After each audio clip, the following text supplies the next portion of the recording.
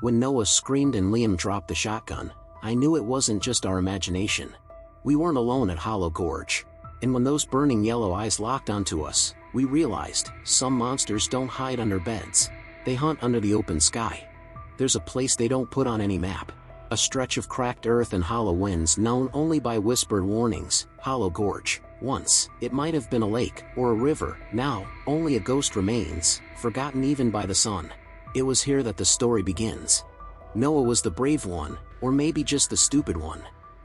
Always with that cocky grin, always the first to dare a little further into the dark. Liam was quieter, cautious but loyal. The kind of guy who sticks around when the screaming starts. And me? Well, I'm the one who lived to tell you about it. At least, I think I lived. But it wasn't just us out there. There's something older living in Hollow Gorge. Something not meant to be seen. Locals don't speak its name anymore, only refer to it in broken phrases, the Watcher, the Hollow Thing. They say it was born when the land was cursed, and that it's still hungry. We didn't believe the stories, of course.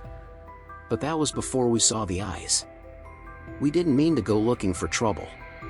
Trouble found us.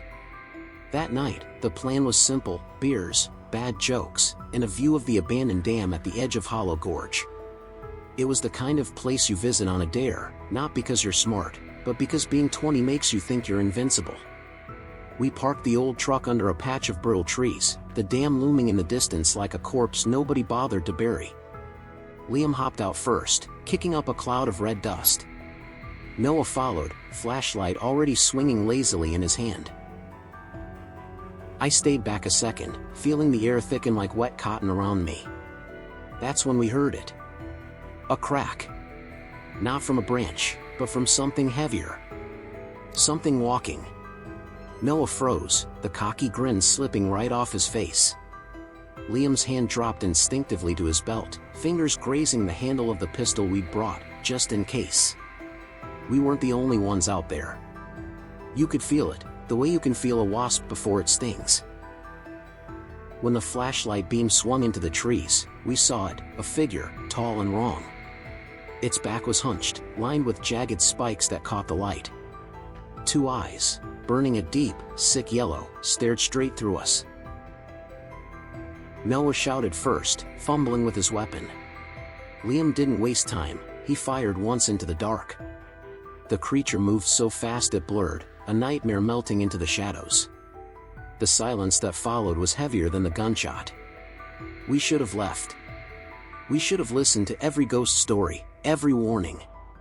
But curiosity is louder than fear, and what we saw that night wasn't even the worst part. Fear has a funny way of getting tangled up with pride. You'd think after seeing that thing, we'd never want to step near Hollow Gorge again. But the next morning, after a night of tossing, turning, and pretending we weren't terrified, Noah slammed his palm on the dusty table and said it. We go back tonight. Liam and I exchanged a glance. Neither of us wanted to be the coward. Neither of us wanted to admit that the memory of those eyes still itched at the back of our minds like a splinter we couldn't pull out. So, like idiots, we agreed. This time, we came prepared. 2 pistols, a shotgun, half a dozen flashlights, enough batteries to light a runway, and a coyote call, because apparently, Noah still thought it would be funny to mess with the local wildlife. We even packed beef jerky. Because if we were going to die, at least we wouldn't die hungry. The drive back to Hollow Gorge was different. No jokes. No music. Just the crunch of tires over gravel and the creeping feeling that something was already waiting for us. Halfway there, the truck hiccuped, a tiny flicker of the headlights, like someone flipping a light switch. Liam cursed under his breath and tapped the dashboard.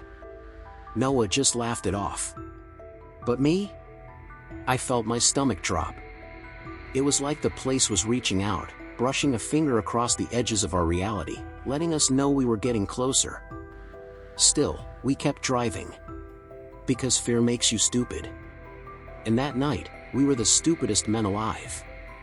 By the time we hit the ridge above Hollow Gorge, the sun was bleeding out behind the mountains, leaving nothing but bruised skies and long, broken shadows. The truck rumbled to a stop near a half-collapsed overlook, where twisted guardrails rusted into the ground like skeletal fingers. The air smelled worse here, a thick, moldy stench, like something had died and been left to rot for years. Noah, always the brave idiot, was the first to jump out, shotgun slung casually over one shoulder. Liam followed, checking the safety on his pistol, his movements tight, clipped. I hesitated, scanning the terrain with the flashlight.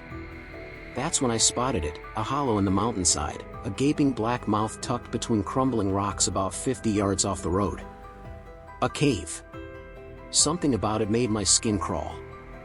The flashlight beam seemed to falter at its edge, swallowed whole by the darkness inside. I pointed it out to the others. Noah grinned. Later, he said. Let's hit the dam first. We were halfway back to the truck when Liam decided to screw around. He pulled out the coyote call, gave it a sharp blast. The sound echoed across the gorge, a high, shrill cry that felt way too small in the emptiness around us. At first, there was nothing. Then, faint and scattered, we heard replies. Coyotes, answering from somewhere deep within the cliffs. The hair on my arms stood on end, not because of the sound, but because of what happened next.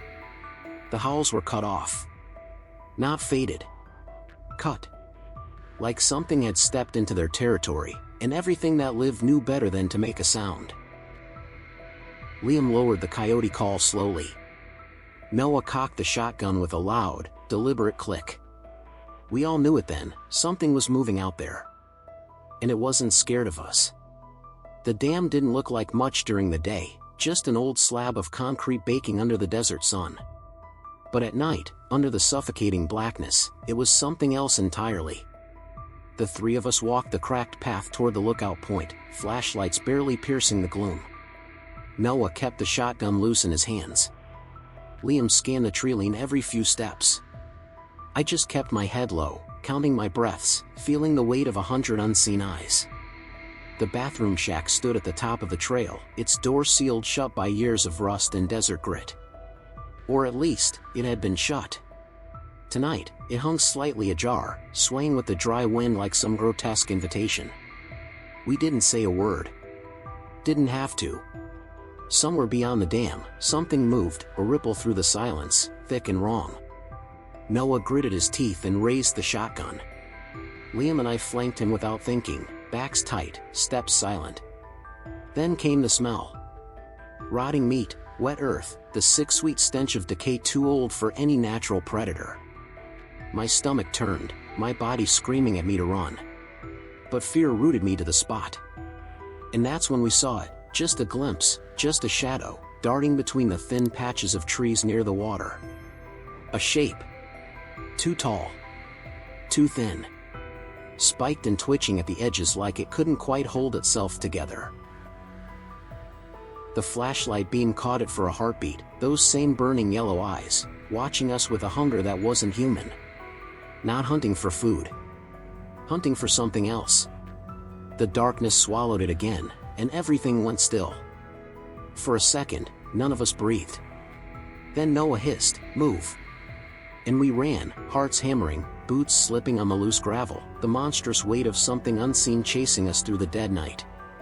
We didn't stop running until we hit the truck. Noah flung the door open and practically threw himself inside. Liam and I weren't far behind. I swear I heard something breathing just beyond the reach of the headlights as we slammed the doors shut. The engine coughed to life with a screech, and Noah floored it, tires spitting gravel into the night. We tore down that narrow mountain road like hell was chewing at our heels. At first, none of us spoke. The only sounds were the rattling of the truck's frame and the frantic thud of my heartbeat. Then, something even worse happened, the temperature inside the truck spiked. Not like a radiator overheating. No, it was sudden, unnatural. In seconds, it felt like we were sitting inside an oven. I wiped sweat from my forehead, glancing at the dashboard, 88 degrees. At night. In the desert. Even Noah went quiet, his knuckles white around the steering wheel. Liam muttered, same as before, but didn't finish his sentence. As if the temperature wasn't enough, the radio flickered, static bursting out of the speakers, then silence. Noah smacked the dial, but it didn't matter. Something was hijacking everything around us. We flew past the entrance of an abandoned military tunnel, a gaping wound cut into the side of the mountain, yawning open without guards, without lights. I caught a glimpse inside, nothing but endless darkness and flickering bulbs leading deep underground. It wasn't just the gorge that was cursed. It went deeper. Way deeper. Finally, after what felt like hours, the dirt road gave way to cracked asphalt and the blessed sight of city lights. We didn't slow down until we hit the gas station 2 towns over. Noah jumped out first, breathing like he'd run a marathon. Liam lit a cigarette with shaky hands. I stayed in the bed of the truck, too drained to move, until Liam motioned me over with the flashlight. I climbed up, and that's when I saw it. Long, deep claw marks. Carved into the metal along the side of the truck. We hadn't imagined it. We hadn't dreamed it. Something had followed us out of Hollow Gorge, and it had gotten a lot closer than we realized. You'd think that was the end of it. We sure wanted it to be. We scrubbed the truck clean the next morning, scrubbing until our hands blistered, trying to erase the claw marks like they were just another bad dream. But it didn't matter. Some stains don't wash off. For weeks after, we tried not to talk about what happened. Tried to laugh it off, call it a prank gone too far. Tried to sleep through the nights when dreams of burning eyes and endless dark pulled us under. But Hollow Gorge wasn't done with us. It started small. Little things. Footsteps crunching gravel outside my window when no one was there. Dead birds appearing on Noah's front porch, necks snapped clean. Liam's truck alarm blaring at 3 a.m., only for him to find long, thin scratches along the side mirrors. And every time we caught each other's eyes, we knew. We were being watched. Sometimes, late at night, when the world outside went too still, I'd swear I could feel that same rotten heat pressing against the walls of my house. Like something waiting. Breathing. We stopped going back to Hollow Gorge. Even Noah, brave, stupid Noah, refused. But deep down, we all knew, it didn't matter if we stayed away. The monster of Hollow Gorge had found us. And once it knows your scent, it never truly lets you go. So if you're ever out by the old dam, and the night goes too quiet, if you catch a glimpse of something tall and broken lurking at the edge of the trees, if you feel the heat closing around you and your flashlight flickers out, don't stop. Don't turn around. And whatever you do, don't look it in the eyes.